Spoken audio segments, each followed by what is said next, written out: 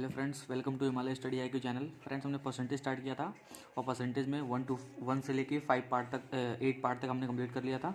आज हमारा 9th part है। 9th पार्ट के क्वेश्चंस देखिए, बहुत इंपॉर्टेंट क्वेश्चन है। और फर्स्ट क्वेश्चन है,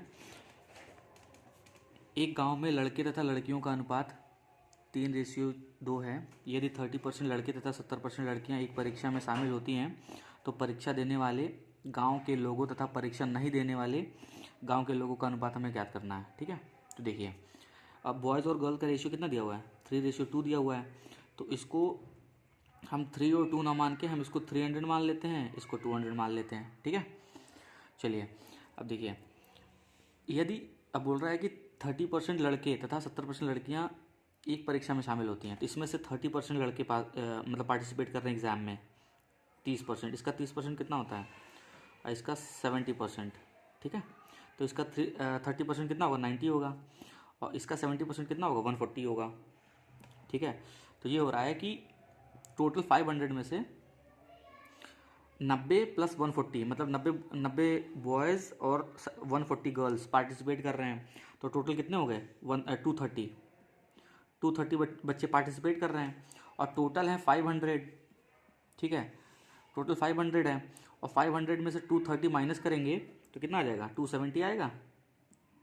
270, इसमें से 270 पार्टिसिपेट नहीं कर रहे हैं, नॉट पार्टिसिपेटेड।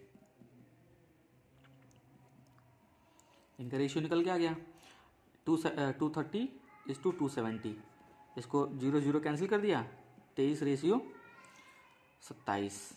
क्या है ये? मतलब एग्ज़ाम में पार्टिसिपेट करने वाले हैं और ये नहीं करने वाले, इनका ये आंसर हुआ। ठीक है, चलिए ठीक है, आप अपना नेक्स्ट क्वेश्चन पे आते हैं।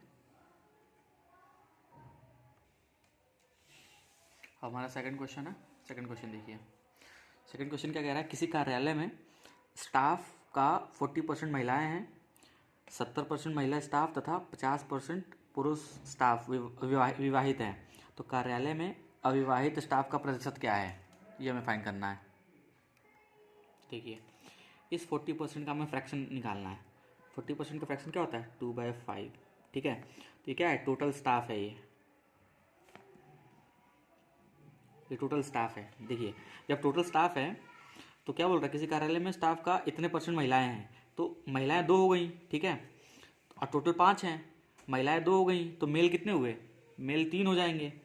देखिए, ये हो गई फीमेल का रेशियो और ये मेल का रेशियो। ठीक है, ये ऊपर वाला तो भाई टोटल जब 5 है, ऊपर वाला क्या है? ऊपर वाली महिलाएं है ना 40%, तो इसका 2 कितनी हो गई? 2 फीमेल हो गई और 5 में से 2 घटा दिए तो 3 मेल आ गए। ठीक है, अब देखिए, अब बोल रहा है कि इसका 70% क्या है? 70% मतलब मैरिड है और इसका 50% मैरिड है। ठीक है, तो कितने % अनमैरिड हैं? इसका 30%, ये मैरिड वाले हैं ना, तो ये 30% अनमैरिड हो गया और ये इधर 20%, इसका 50% अनमैरिड हो गया इसका। ठीक है, अनमैरिड के तो हमें निकालना है ना, कार्यालय में अविवाहित स्टाफ का प्रतिशत निकालना है। तो देखिए, अगर 70% मैरिड हैं तो 30% अनमैरिड हुए, तो 2 का 30% हम निकाल लेंगे, तो 2 का 30% कितना? 0.6 आ जाएगा। ठीक है, और इसका 3 का 50% अनमैरिड, मतलब 50% मैरिड थे तो 50% अनमैरिड भी होंगे, तो इसका अगर 3 का 50% निकालेंगे कितना आ जाएगा? 3 का हाफ 1.5 होता है। इन तीनों को जोड़ दो, टोटल अविवाहित पूछा है ना, तो ये अविवाहित का निकल के आया है, मतलब जो अनमैरिड है। ठीक है, अनमैरिड कितना हो गया? अगर इसको जोड़ोगे तो 2.1। टोटल कितने थे? टोटल स्टाफ कितना था? 5 था। इसका परसेंटेज निकाल देंगे हम, कितना आ जाएगा? इसको हम कर देंगे किससे मल्टीप्लाई? 20 टाइम्स बचाएगा, फिर इसका इसमें मल्टीप्लाई करना कितना आ जाएगा? 42%। तो ये हो जाएगा 42% अनमैरिड है। ठीक है, 40% क्या है? 42% अनमैरिड है, मतलब अविवाहित। ठीक है, ये हमारा आंसर हो गया।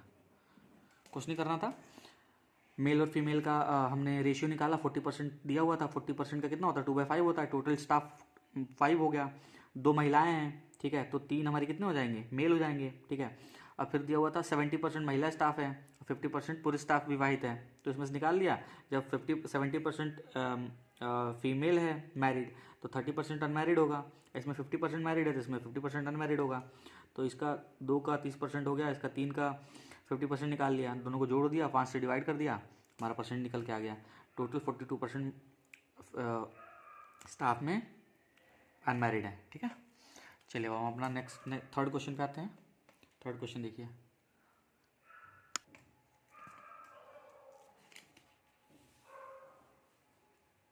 देखिए ये बना, दो संख्याएं एक तीसरी संख्या की तुलना में 30% और 37% कम है।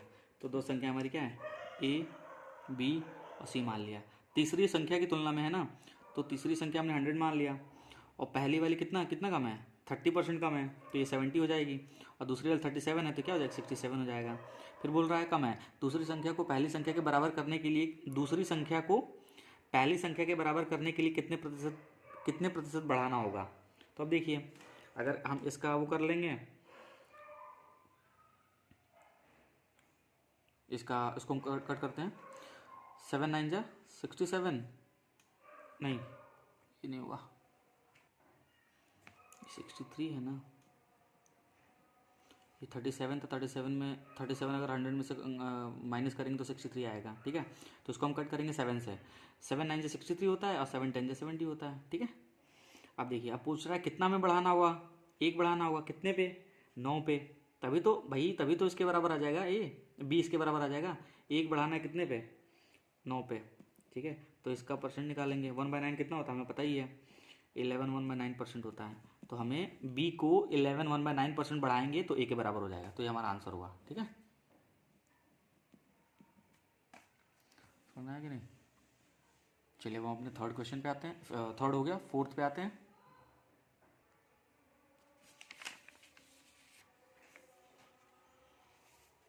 चलिए हमारा फोर्थ क्वेश्चन है, एक कॉलेज में लड़के तथा लड़कियों की संख्या का अनुपात कितना है, 3:2 है।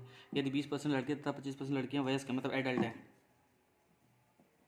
ठीक है, तो कितने परसेंटेज छात्र एडल्ट हैं। ठीक है, ये निकालना है हमें।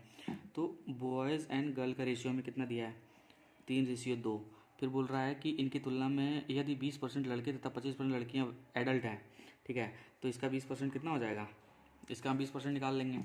इसका 20% 0.6 आएगा, और इसका 25% कितना आएगा, 0.5 आएगा। ठीक है, इतना ही तो आएगा ना। इन दोनों को ऐड करेंगे कितना, 0.6 0.5 कितना आ जाएगा, 1.1 आ जाएगा। ठीक है, इसको ऐड करने पे हमने ऐसे डायरेक्ट कर लिया है, इतना कौन करे।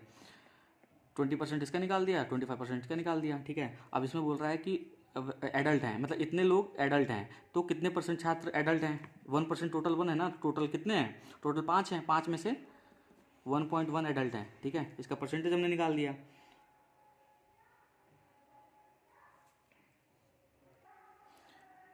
ठीक है, इसको अगर हम सॉल्व कर देंगे तो क्या आ जाएगा, टोटल मतलब एडल्ट स्टूडेंट आ जाएंगे। लेकिन अगर मान लीजिए अगर हमें निकालना होगा कितने छात्र एडल्ट नहीं हैं, तो क्या करना होगा, टोटल 5 था, 5 में से हम 1.1 को माइनस कर देंगे, कितना आ जाएगा, 3.9 हो जाएगा। और 3.9/5 × 100 कर देंगे ना, तो हमारा ये आ जाएगा कितना, ये आ जाएगा हमारे एडल्ट नॉट एडल्ट। ठीक है, जो हमारे वयस्क नहीं है। ठीक है, तो कितना आ जाएगा इसको सॉल्व करने पे, 20, इसमें इसको मल्टीप्लाई कर देंगे तो क्या आ जाएगा, 78% आ जाएगा। ठीक है, ये हमारा आंसर हुआ। अगर जो एडल्ट हैं अगर ये पूछ दिया तो उसको उससे डिवाइड कर देंगे तो आंसर आ जाएगा, कितना आ जाएगा, इतना, और इसमें से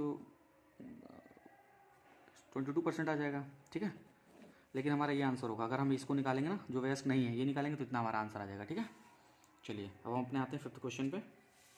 फिफ्थ क्वेश्चन देखिए हमारा क्या है, दो संख्याओं का अनुपात 4:5 है, 4:5 है, 5:4 है। यदि पहली संख्या का 40% 12 है तो दूसरी संख्या का 50% क्या होगा। देखिए, ए और बी का रेशियो क्या है, 5:4 है। ठीक है, तो बोल रहा है, तो देखिए 5 का 40% हमें निकालना होगा। 5 का 40% कितना हो जाएगा, ये 2/5 हो जाएगा, 5 से कट गया, तो 5 का 40% कितना आ गया, 2 आ गया। ठीक है, तो इसका 2 किसके बराबर है, बोल रहा है कि इसका 40% 12 के बराबर है, तो 12 के बराबर है, तो 1 यूनिट की वैल्यू कितनी हो जाएगी, 1 यूनिट की वैल्यू 6 हो जाएगी। ठीक है, तो इसमें 6 का हम गुणा कर देंगे, कितना आ गया, ये 30 आ जाएगा। ठीक है। अब देखिए, और ये चीज़ 30 आ जाएगा तो मतलब 1 यूनिट क्या है, 5 यूनिट की वैल्यू 30 हो जाएगी, इसमें भी 6 का गुणा कर देंगे तो 24 यूनिट हो जाएगी, ठीक है। तो बोल रहा है तो दूसरी संख्या का 50% क्या होगा, दूसरी संख्या का 50%, तो ये सेकंड नंबर था ना, ये सेकंड वाला, तो 24 का 50% हमें निकाल देना है। 1/2 कितना आ जाएगा, 12, ठीक है। दूसरी संख्या का 50% कितना आएगा, 12 आंसर होगा, ठीक है। समझ में आया कि नहीं आया, ये हमारा ये भी इजी क्वेश्चन है, कोई दिक्कत नहीं है इसमें। देखिए एक बार और आपको बता देता हूँ कि दो संख्याओं का अनुपात 5 और 4 था, ठीक है। यदि पहली संख्या का 40%, 5 का 40% हमें निकाला 2 हुआ, वो किसके बराबर है, 12 के बराबर है, तो 1 यूनिट की वैल्यू 6 हो गई, 5 यूनिट की वैल्यू 6, उसमें गुणा कर दिया तो 30 हो गई।